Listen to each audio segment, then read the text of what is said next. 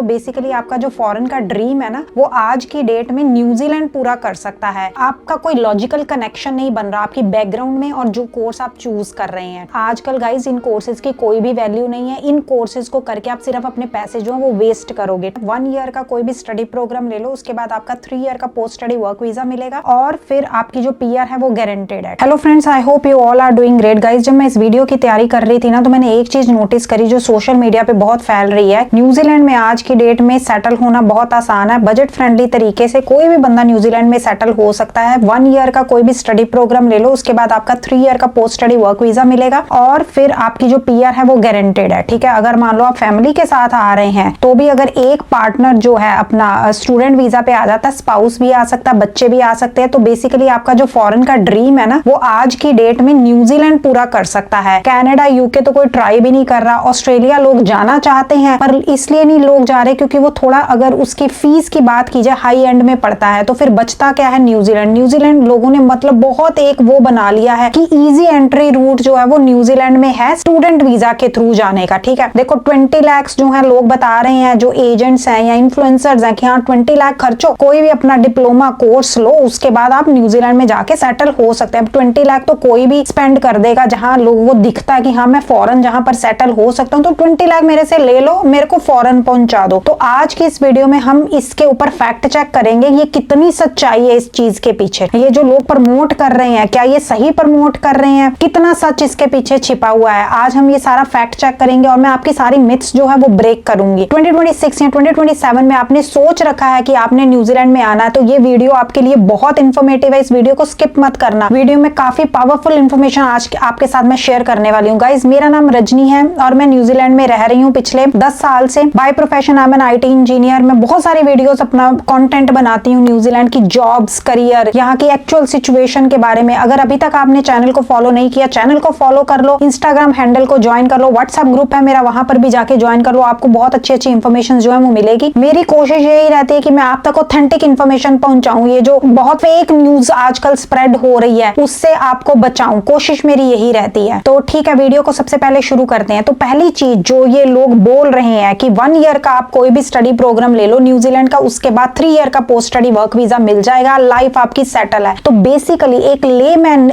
के दिमाग में यही चीज डाली जा रही है। एक जो बच्चा है जो किसी एजेंट के पास जाता है, वो बोलता है हाँ मेरे को न्यूजीलैंड जाना, उसके मन में यही चीज बिठाई जा रही है कि बेटा अगर आपका एक बार स्टूडेंट वीजा आ गया तो आप ये समझो आपकी पीआर जो है वो पक्की है। तो ये जो नैरेटिव सेट किया जा रहा है ये बिल्कुल गलत है। मैं आपको बता दूं क्या होता है। किसी भी रैंडम कोर्स पे आपको 3 ईयर का पोस्ट स्टडी वर्क वीजा यहाँ पर नहीं मिलेगा। अगर आपने लेवल 7 की बैचलर डिग्री ली है, लेवल 8 का पोस्ट ग्रेजुएट डिप्लोमा लिया है, लेवल 9 की मास्टर डिग्री ली है या लेवल 10 की PhD ली है, तो उस केस में आपको 3 ईयर का पोस्ट स्टडी वर्क वीजा मिलेगा। कोई भी रैंडम कोर्स उठा लोगे, सब में 3 ईयर का पोस्ट स्टडी वर्क वीजा नहीं मिलने वाला। हाँ, अब ये आपका मिल गया post study work visa. Post study work visa क्या होता है? ये होता है एक अपॉर्चुनिटी है कि आप लीगली न्यूजीलैंड में रह करके यहाँ पर जॉब ढूंढ पाएंगे उस पीरियड के दौरान। क्या आपकी पीआर गारंटी है? पीआर की गारंटी इस पे नहीं होती। अब आपने जो वो आपको टाइम पीरियड दिया गया 3 साल का, 3 साल के अंदर अब आपका मेन फोकस क्या होता है कि आपने जॉब को सिक्योर करना है। कोई भी रैंडम जॉब पे नहीं जाना होता। आपने अपनी जो आपने कोर्स या डिग्री की है उसके मिलती जुलती आपको एक स्किल्ड जॉब ढूंढनी पड़ेगी। स्किल्ड जॉब ढूंढने के बाद सैलरी मिलेगी आपको एम्प्लॉयर के थ्रू। वो मिनिमम वेज रिक्वायरमेंट को मीट करनी चाहिए। आपके पास एक स्किल्ड जॉब होनी चाहिए, आपके आइल्स के स्कोर होने चाहिए। अब एक बात पूरी अच्छे से समझो, अब इस पूरे प्रोसेस के अंदर ना सबसे मुश्किल बात और चैलेंजिंग बात पता क्या होती है, जो आपको कोई भी नहीं बताएगा, ना आज तक किसी ने बताई होगी, ना आपके दिमाग में ये बात गई होगी। आप लोग समझ रहे हैं कि स्टूडेंट वीजा लेना या पोस्ट स्टडी वर्क वीजा लेना बहुत मुश्किल है या पीआर लेना बहुत मुश्किल है। इन तीनों में से कुछ भी लेना मुश्किल नहीं है। पता क्या चीज मुश्किल है? जॉब सिक्योर करना सबसे ज्यादा मुश्किल होता है। स्टूडेंट वीजा आपका किस बेसिस पर आता है? अगर आपने कोई ढंग का एजेंट चूज कर लिया जिसको अपनी कमीशन की नहीं पड़ी हुई, वो आपके प्रोफाइल के अकॉर्डिंग सब कुछ डिसाइड कर रहा है, आपका स्टूडेंट वीजा आ जाएगा। पोस्ट स्टडी वर्क वीजा कैसे मिलेगा आपको? अगर आपने कोर्स की सिलेक्शन कर ली सही तरीके से, आपका फिर पोस्ट स्टडी वर्क वीजा, ये तो बहुत बिग डील नहीं है। पोस्ट स्टडी वर्क वीजा लेना is not a big deal here. वो मिलेगा ही मिलेगा। अगर आपने राइट कोर्स चूज कर लिया, 3 ईयर का पोस्ट स्टडी वर्क वीजा मिल जाएगा। अब उसके बाद पीआर, अगर आपकी एलिजिबिलिटी बन गई, आपकी पीआर भी हो जाएगी। मुश्किल कहां पर है? चैलेंजिंग पार्ट कौन सा है? चैलेंजिंग पार्ट है आपके लिए जॉब सिक्योर करना। क्या आज की डेट में आपको न्यूजीलैंड के अंदर जो आप कोर्स लेकर के आ रहे हो उस पे जॉब जॉब मिलेगी या नहीं मिलेगी, वो आपने जो आपकी वो उस पे जो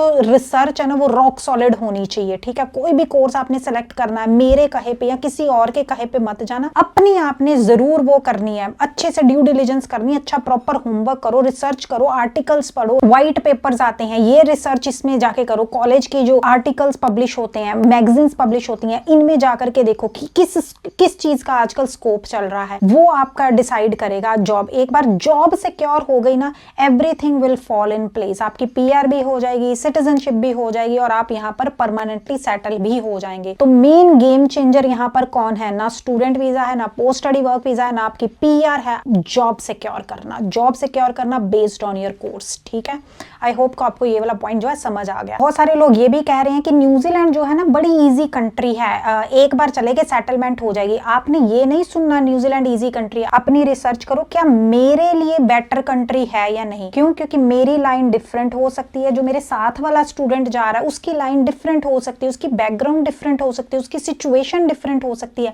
आपके फील्ड का, आपके इंडस्ट्री एक्सपीरियंस का क्या स्कोप है न्यूजीलैंड में, हर किसी की सिचुएशन डिफरेंट है, प्रोफाइल डिफरेंट है। तो आप देखो आपके लिए ये बेटर है या नहीं है। यहाँ उस इंडस्ट्री की, उस कोर्स की आप थोड़ी सी वो देखो, रिसर्च करो, जॉब मार्केट कैसी आ रही है, उसके बेस पे डिसाइड होगा कि न्यूजीलैंड आपके लिए एक अच्छी कंट्री है या नहीं है। अब हम आते हैं कि जो स्टूडेंट्स हैं वो एक कॉमन मिस्टेक्स कौन सी कर रहे हैं। सिर्फ 3 कॉमन मिस्टेक्स बताऊंगी, उसके अंदर आपके बहुत सारे डाउट्स क्लियर हो जाएंगे, ठीक है। मैंने अब सोच लिया मैंने न्यूजीलैंड जाना है, मैं आती हूँ मान लो अकाउंट्स बैकग्राउंड से आती हूँ या आर्ट्स मैंने कर रखी है, और मैं इमीडिएटली स्विच करके ना देखती हूँ कि मेरी जो फ्रेंड है ना वो आईटी की है, तो मैं आईटी का कोई कोर्स लेकर के निकल जाती हूँ। मतलब ये है कि आप वीजा पर्पस से कोई भी कोर्स जो है वो पिक कर रहे हो। तो कोर्स सिलेक्शन जो है वो बहुत ही एक क्रिटिकल स्टेप होता है। यहाँ पर 90% जो बच्चे हैं मिस्टेक कर देते हैं, जब किसी एजेंट को या एजेंसी को अप्रोच करते हैं, वो वाले कोर्सेज प्रमोट करते हैं जहां पर उनकी अच्छी खासी कमीशन बन रही होती है। ना उनका प्रोफाइल चेक किया जाता है, ना उनकी बैकग्राउंड चेक की जाती है, ना उनका फ्यूचर गोल चेक किया जाता है, और उनको कोई भी रैंडम कोर्स पकड़ा दिया जाता है। कोई किसी को डेयरी फार्मिंग का कोर्स पकड़ा दिया जाता है, होटल मैनेजमेंट के अंदर बोल देते हैं का शेफ का कोर्स। आजकल गाइस इन कोर्सेज की कोई भी वैल्यू नहीं है। इन कोर्सेज को करके आप सिर्फ अपने पैसे जो है वो वेस्ट करोगे, ठीक है। कोर्स सिलेक्शन बहुत क्रिटिकल स्टेप है, यहाँ पर आपकी चूक नहीं होनी चाहिए। This one common question that student ask me all the time कि मैम हमने न्यूजीलैंड तो सिलेक्ट कर लिया but we are very confused कि हम अब यूनिवर्सिटी कौन सी सिलेक्ट करें, कौन सा कोर्स हमारे लिए बेस्ट फिट रहेगा। Which one should I choose? So this is where I have partnered with MSO Study Abroad platform. इनके पास इन हाउस टीम बैठी हुई है प्रोफेशनल्स और एक्सपर्ट्स की, क्योंकि यहाँ पर आपको एक्सपर्ट गाइडेंस की जरूरत पड़ेगी। जैसे कि मैंने आपको पहले भी बताया, कोर्स सिलेक्शन बहुत क्रिटिकल होता है इस पूरे प्रोसेस में। ये आपको बताएंगे कि आपके प्रोफाइल के बेसिस पर, आपके बैकग्राउंड के बेसिस पर, अगर आप आर्ट्स के स्टूडेंट हैं, कॉमर्स के स्टूडेंट हैं, नॉन मेड या मेड के स्टूडेंट हैं, आपके लिए कौन सा जो कोर्स है वो सही रहेगा, कौन सा कोर्स करने के बाद आपको जॉब अपॉर्चुनिटीज किस टाइप की आप एक्सप्लोर कर पाएंगे। तो ये सारा जो साइड होता है आपके प्रोफाइल के बेसिस पर होता है। हो सकता है कि आपने जो यूनिवर्सिटी सेलेक्ट करी हुई है वहां पर कोर्स तो अवेलेबल है, जो कोर्स आप करने जा रहे हैं, पर वो वहां की स्पेशलाइजेशन नहीं है। तो इस चीज की आपको नॉलेज लेनी पड़ेगी किसी एक्सपर्ट से, किसी एक्सपीरियंस्ड एजेंट या एजेंसी से। तो यहाँ पर आपको MSO स्टडी अब्रॉड जो है पूरी आपकी हेल्प करेंगे, आपकी फाइनेंशियल प्लानिंग में भी ये पूरी आपकी मदद करेंगे। आपके आगे के करियर गोल्स क्या रहेंगे, सारा आपको हैंड होल्डिंग की जाएगी इनके जो एक्सपर्ट पीपल बैठे हुए हैं इनकी टीम के अंदर। तो लिंक मैंने नीचे डिस्क्रिप्शन में डाल दिया है। गाइस सेकंड मिस्टेक जो आप लोग कर रहे हो ना, तो आप अपना सारा जो टाइम एफर्ट्स लगा रहे हो ये देखने में लगा रहे हो इस कंट्री में जाना और इस यूनिवर्सिटी में जाना है, ठीक है। नो डाउट आपको कोर्स तो अच्छा सेलेक्ट करना है, उसके बाद की आपकी करियर ऑप्शंस क्या रहेंगी। आपने जॉब मार्केट कभी बैठ करके रिसर्च करा है? कभी आपने देखा है कि जिस जॉब प्रोफाइल पे मैंने जाना है, मैं ये पर्टिकुलर कोर्स करने के बाद ये जॉब के लिए क्वालिफाई करूंगा, इस जॉब की डिमांड है या नहीं है न्यूजीलैंड के अंदर, इस जॉब के अंदर कितनी वैकेंसीज एग्जिस्ट करती हैं, मेरी क्या सैलरी लगेगी।